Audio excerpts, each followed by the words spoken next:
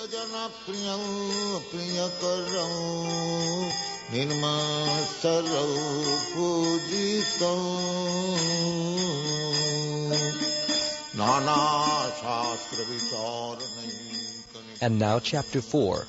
Devotional service surpasses all liberation. लोकानां हितकारिणं त्रिभुवने मन्नं शरण्याकरं नानाशास्त्रविचारणैः.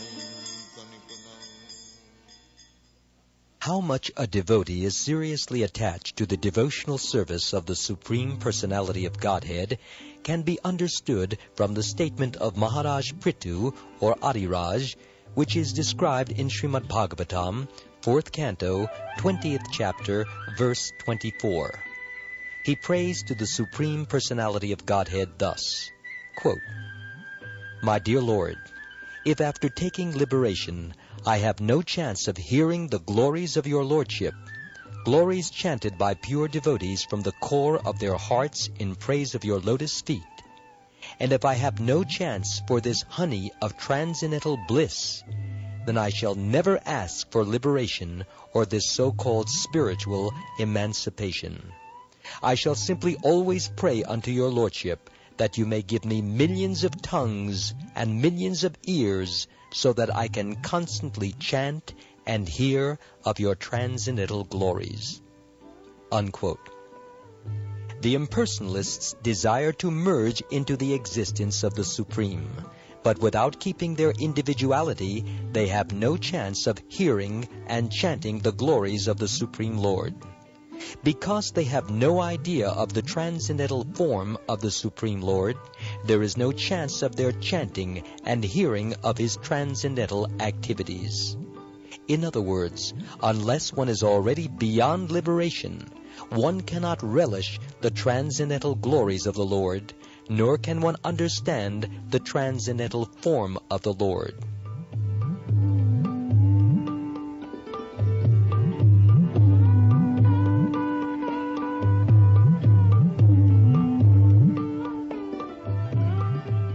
A similar statement is found in Srimad Bhagavatam, 5th Canto, 14th chapter, verse 44. Shukdev Goswami addresses Parikshit Maharaj there and says, quote, "The great soul King Bharat was so much attached to the service of the lotus feet of Krishna that he very easily gave up his lordship over the earthly planet and his affection for his children, society, friends, royal opulence, and beautiful wife. He was so very lucky that the goddess of fortune was pleased to offer him all kinds of material concessions, but he never accepted any of these material opulences." Unquote. Shukdev Goswami praises this behavior of King Bharat very highly. He says, quote, "Any person whose heart is attracted by the transcendental qualities of the Supreme Personality of Godhead, Madhusudana, does not care even for that liberation which is aspired to by many great sages, what to speak of material opulences." Unquote. In the Bhagavatam, 6th Canto, 11th chapter, verse 25, there is a similar statement by Vritrasura, who addresses the Lord as follows, quote, "My dear Lord, by leaving your transcendental service, I may be promoted to the planet called Dhruva Loka, or the pole star, or I may gain lordship over all the planetary systems of the universe. But I do not aspire to this, nor do I wish the mystic perfections of yoga practice, nor do I aspire to spiritual emancipation. All I wish for, my Lord, is your association and transcendental service eternally."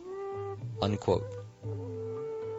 This statement is confirmed by Lord Shiva in Srimad Bhagavatam, 6th Canto, 17th chapter, verse 28, wherein Lord Shiva addresses Sati thus, quote, "My dear Sati, persons who are devoted to Narayan or Krishna are not afraid of anything.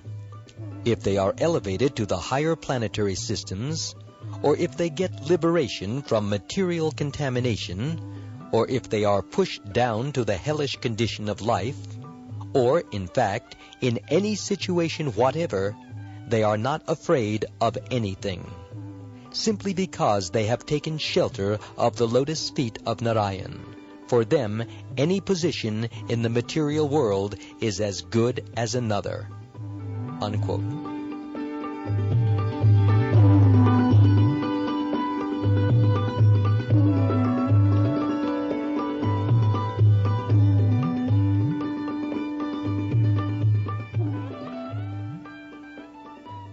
There is a similar statement by Indra, the king of heaven, in Srimad Bhagavatam, 6th canto, 18th chapter, verse 74. There Indra addresses Mother Diti in this manner, quote, "My dear mother, persons who have given up all kinds of desire and are simply engaged in devotional service to the Lord know what is actually their self-interest. Such persons are actually serving their self-interests and are considered first-class experts in the matter of advancing to the perfectional stage of life." Unquote. In the 7th canto of the Bhagavatam, 6th chapter, verse 25, Maharaj Prahlad says, quote, "My dear friends born into atheistic families, if you can please the Supreme Personality of Godhead, Krishna, then there is nothing more rare in this world.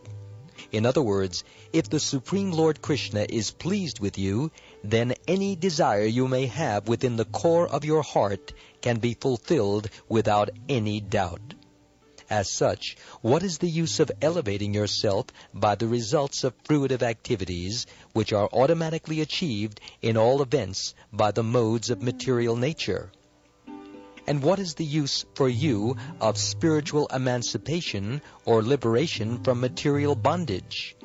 If you are always engaged in chanting the glories of the Supreme Lord and always relishing the nectar of the lotus feet of the Lord, then there is no necessity for any of these." Unquote. By this statement of Prahlad Maharaj, it is clearly understood that one who takes pleasure in chanting and hearing the transcendental glories of the Lord has already surpassed all kinds of material benedictions, including the results of pious, fruitive activities, sacrifices, and even liberation from material bondage.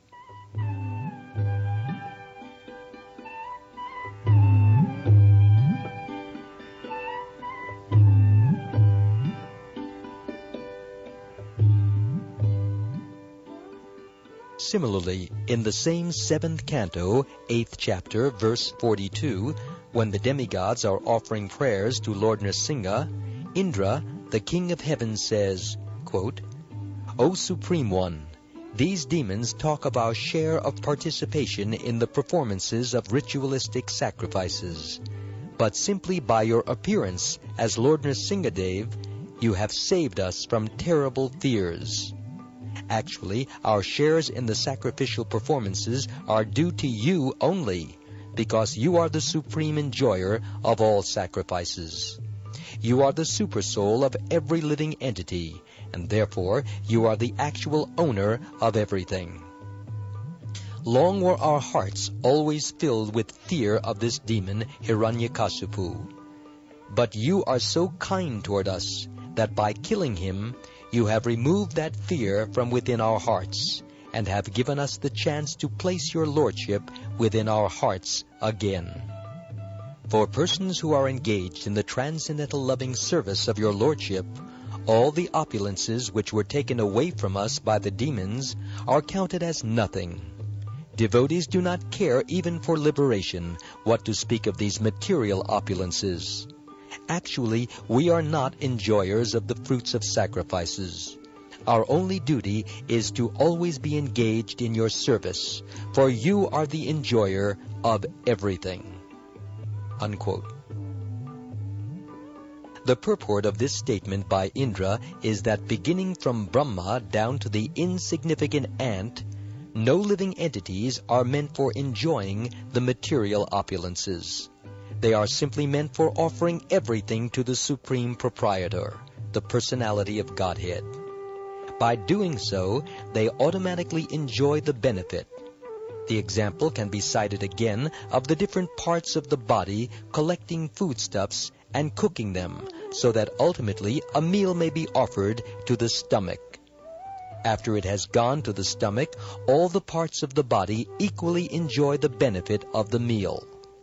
So similarly, everyone's duty is to satisfy the Supreme Lord, and then automatically everyone will become satisfied.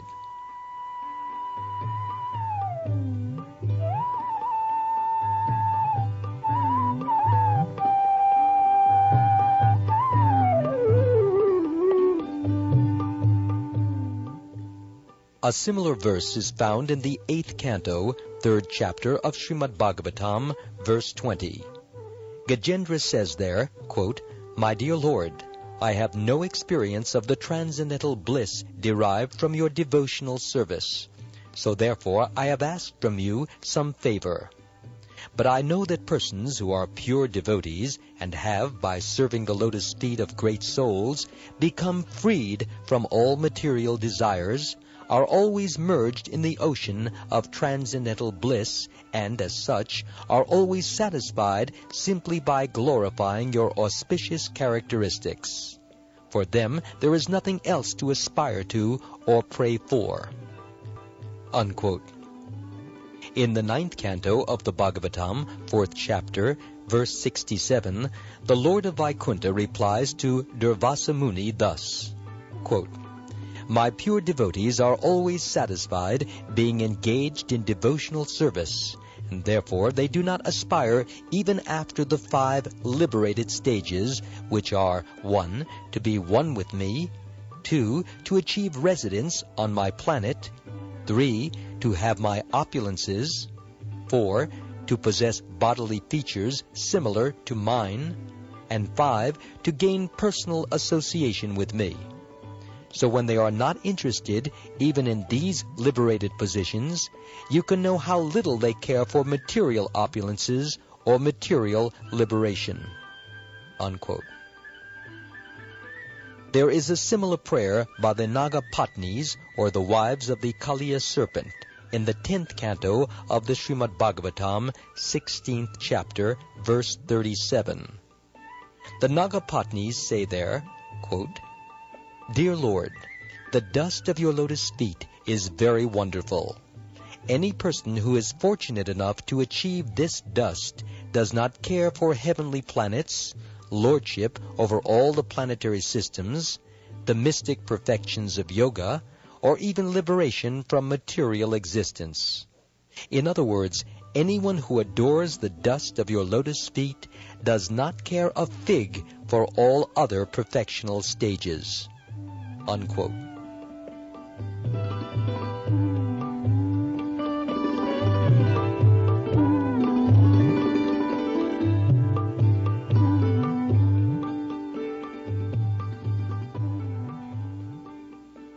There is a similar statement in the 10th canto, 87th chapter, verse 21, wherein the Shrutis, the Vedas personified, pray to the Lord as follows, quote, "Dear Lord, it is very difficult to understand spiritual knowledge. Your appearance here, just as you are, is to explain to us this most difficult subject of knowledge of the Spirit. As such, your devotees who have left their domestic comforts to associate with the liberated acharyas or teachers are now fully merged in the devotional service of your Lordship, and thus they do not care for any so-called liberation." Unquote. In explaining this verse, it should be noted that spiritual knowledge means understanding the self and the supersoul or super-self. The individual soul and the supersoul are qualitatively one, and therefore both of them are known as Brahman or spirit. But knowledge of Brahman is very difficult to understand. There are so many philosophers engaged in the matter of understanding the soul, but they are unable to make any tangible advancement.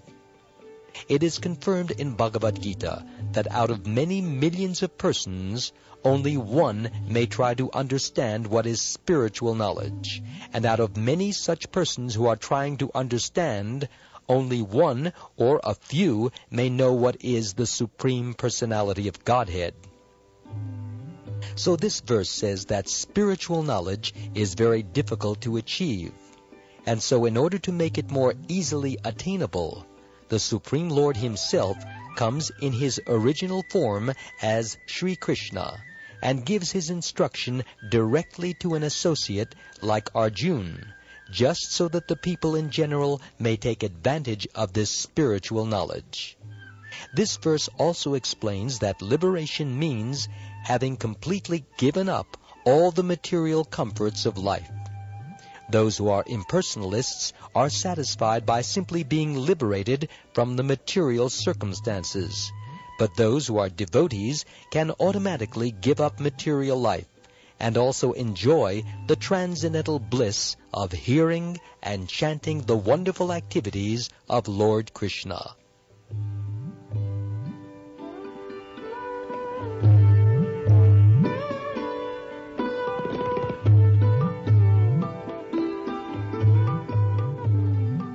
In the 11th canto of Srimad Bhagavatam, 20th chapter, verse 34, Lord Krishna says to Uddhava, quote, "My dear Uddhava, the devotees who have completely taken shelter of my service are so steadfast in devotional service that they have no other desire. Even if they are offered the 4 kinds of spiritual opulences, they will refuse to accept them. So what to speak of their desiring anything within the material world?" Unquote. Similarly, Lord Krishna says in another passage of the Bhagavatam, 11th canto, 14th chapter, verse 14, quote, "My dear Uddhava, a person whose consciousness is completely absorbed in my thought and activities does not aspire even to occupy the post of Brahma or the post of Indra or the post of lordship over the planets, or the 8 kinds of mystic perfections, or even liberation itself." Unquote.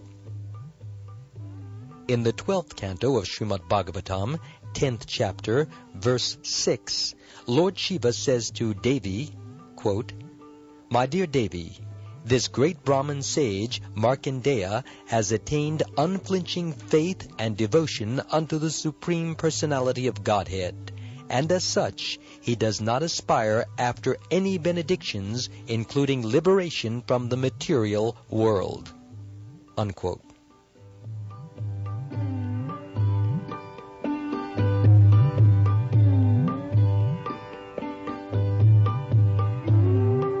Similarly, there is a statement in Padma Purana describing the ritualistic function during the month of Kartik, or October-November.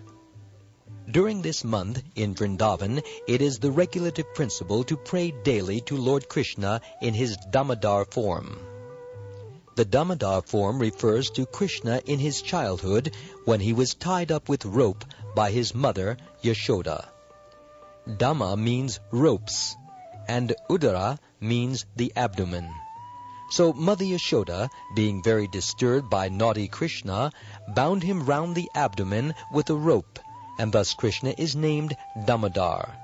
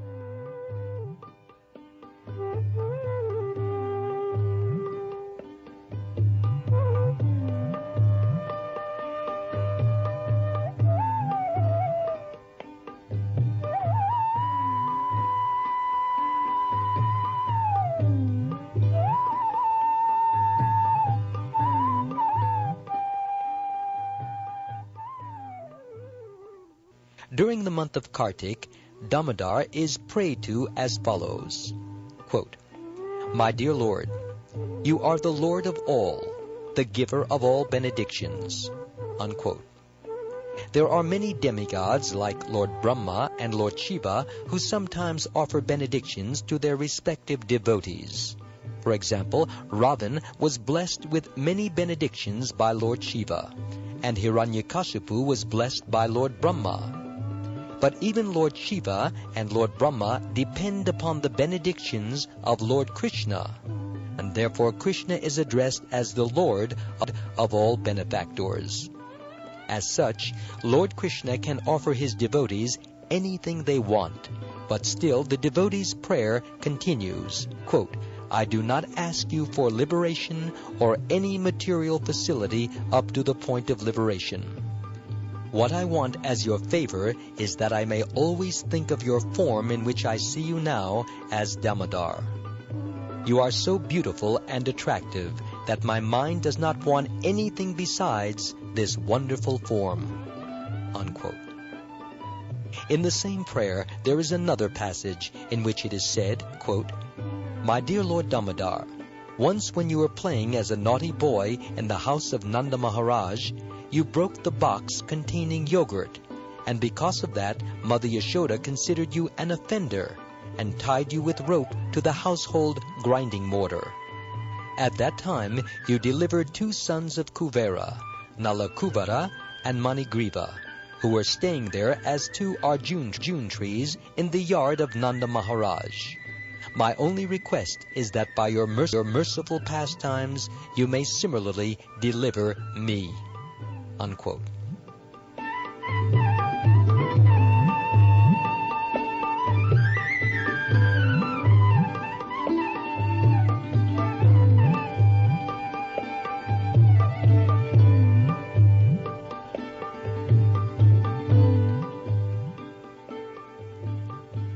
The story behind this verse is that the 2 sons of Kuvera, who is the treasurer of the demigods, were puffed up on account of the opulence of their father, and so once on a heavenly planet they were enjoying themselves in a lake with some naked damsels of heaven.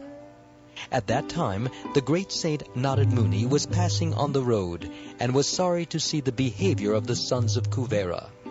Seeing Narad passing by, the damsels of heaven covered their bodies with cloth, but the 2 sons, being drunkards, did not have this decency. Narad became angry with their behavior and cursed them thus, quote, "You have no sense, so it is better if you become trees instead of the sons of Kuvera," unquote. Upon hearing this, the boys came to their senses and begged Narad to be pardoned for their offenses. Narad then said, quote, "Yes, you shall become trees, Arjun trees, and you will stand in the courtyard of Nanda Maharaj. But Krishna himself will appear in time as the foster son of Nanda, and he will deliver you," unquote. In other words, the curse of Narad was a benediction to the sons of Kuvera, because indirectly it was foretold that they would be able to receive the favor of Lord Krishna. After that, Kuvera's 2 sons stood as 2 big Arjun trees in the courtyard of Nanda Maharaj until Lord Damodar, in order to fulfill the desire of Narad, dragged the grinding mortar to which he was tied and struck the 2 trees, violently causing them to fall down. From out of these fallen trees came Nalakuvara and Manigriva, who had by then become great devotees of the Lord. There is a passage in the Hirshirsha Pancharatra which states, quote, "My dear Lord, O Supreme Personality of Godhead, I do not want any resultant benediction from my religious life, nor do I want any economic development, nor do I want to enjoy sense gratification, nor liberation. I simply pray to be an eternal servant at your lotus feet. Kindly oblige me and give me this benediction," unquote.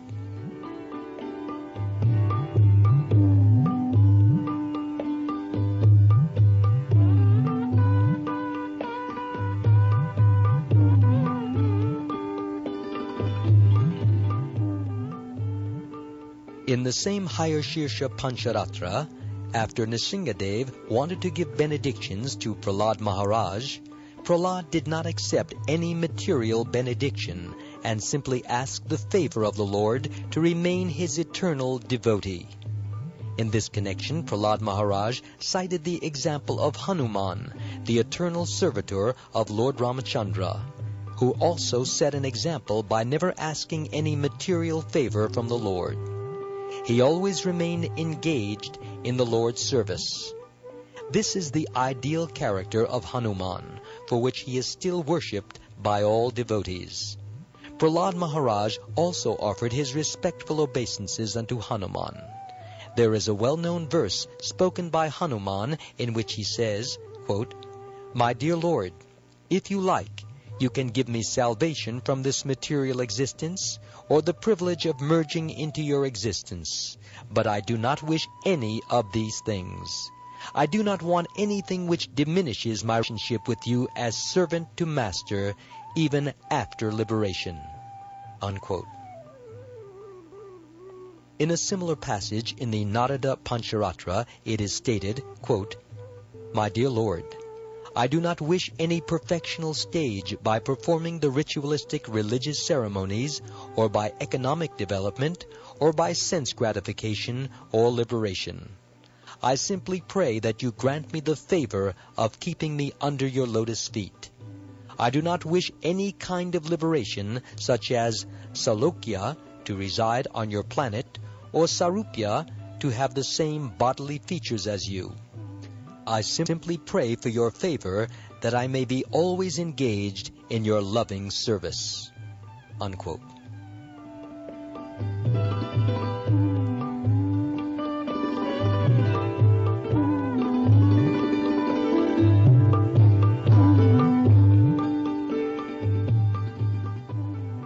Similarly, in the 6th canto, 14th chapter, verse 5 of Srimad Bhagavatam, Maharaj Pariksit inquires from Shukdev Goswami, quote, "My dear Brahman, I understand that the demon Vritrasura was a greatly sinful person, and that his mentality was completely absorbed in the modes of passion and ignorance.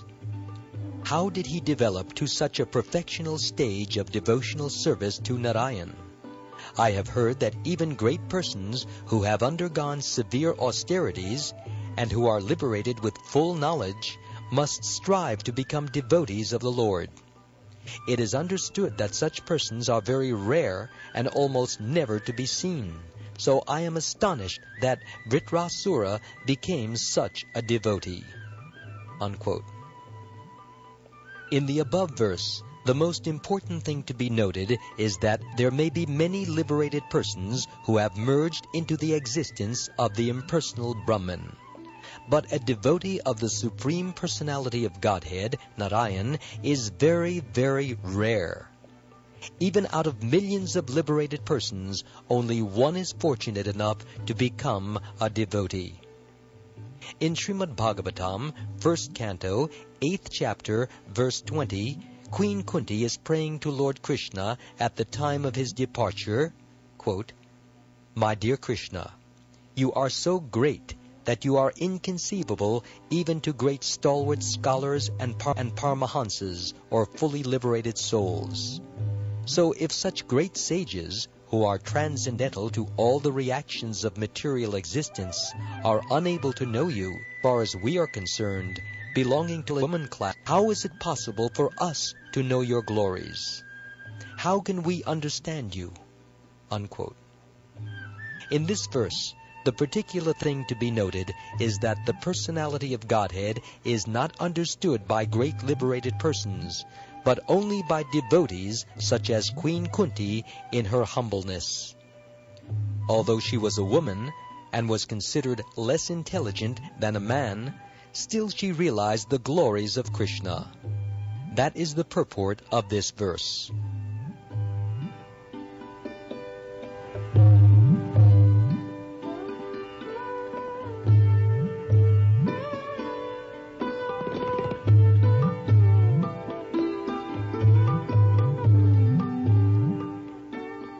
Another passage which is very important is in Srimad Bhagavatam, 1st Canto, 7th chapter, verse 10, and is called the Atmaram verse.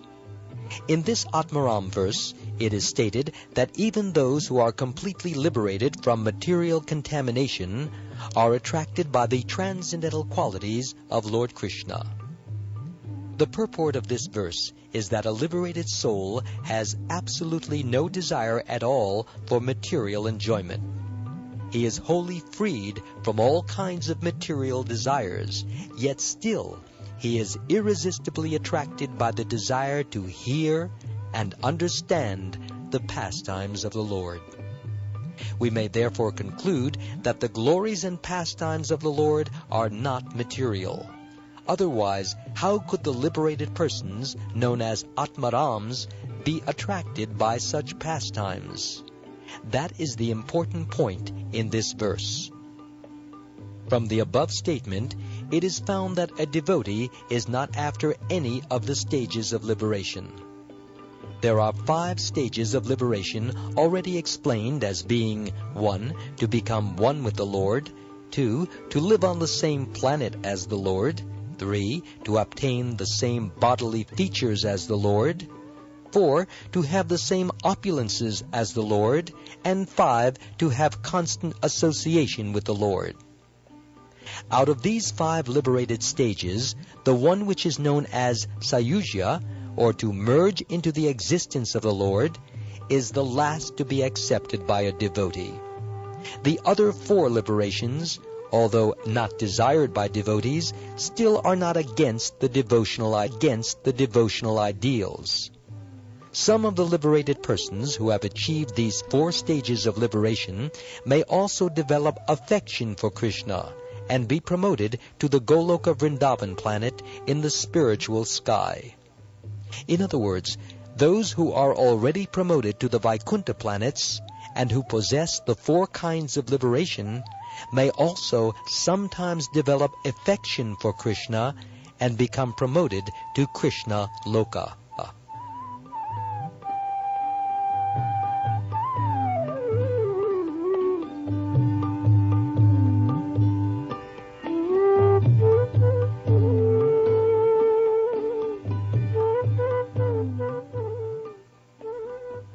So those who are in the 4 liberated states may still be going through different stages of existence. In the beginning, they may want the opulences of Krishna, but at the mature stage, the dormant love for Krishna exhibited in Vrindavan becomes prominent in their hearts. As such, the pure devotees never accept the liberation of Sayujya to become one with the Supreme, though sometimes they may accept as favorable the other 4 liberated states. Out of many kinds of devotees of the Supreme Personality of Godhead, the one who is attracted to the original form of the Lord, Krishna in Vrindavan, is considered to be the foremost, first-class devotee. Such a devotee is never attracted by the opulences of Vaikuntha, or even of Dwarka, the royal city where Krishna ruled. The conclusion of Sri Rupa Goswami is that the devotees who are attracted by the pastimes of the Lord in Gokul or Vrindavan are the topmost devotees. It may be noted that Vrindavan is the transcendental place where Krishna enjoys his eternal pastimes as a boy, and it is considered the topmost sphere in all existence. When this Vrindavan is exhibited in the material world, the place is called Gokul, and in the spiritual world it is called Goloka or Goloka Vrindavan. A devotee who is attached to a particular form of the Lord does not wish to redirect his devotion to other forms. For example, Hanuman, the devotee of Lord Ramchandra, knew that there is no difference between Lord Ramchandra and Lord Narayan, and yet he still wanted to render service only unto Lord Ramchandra. That is due to the specific attraction of a particular devotee. There are many, many forms of the Lord, but Krishna is still the original form. Though all of the devotees of the different forms of the Lord are in the same category, Still, it is said that those who are devotees of Lord Krishna are the topmost in the list of all devotees.